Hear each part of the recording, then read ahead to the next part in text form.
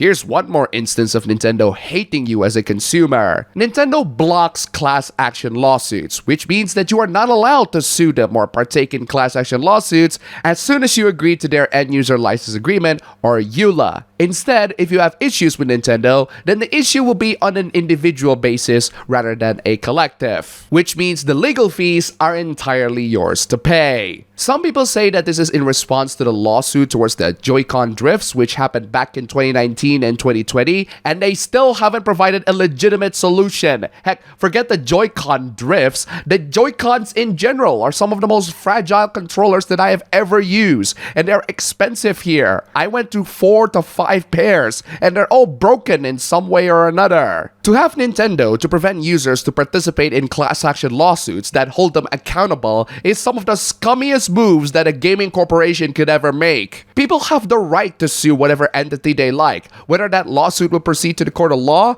is entirely up to the judges. I highly doubt that this sort of thing is going to pass the judges. The judges will absolutely rip Nintendo for basically saying, well, actually, Your Honor, these users that sue me in court today have agreed in their EULA that they would not participate in class action lawsuits. Yeah, they're not gonna buy that. Not one bit. This is why we as consumers are basically just ways to make money for these corporations. We complain to them nicely, they're not gonna listen. We file a lawsuit, they try to find loopholes. These corporations refuse to take accountability for their actions, and they totally get away with it because they do make good products. Here's a piece of advice to all the corporations out there. Class action lawsuits are like unions, and unions are like pregnancy. If you don't want them, try not to screw people.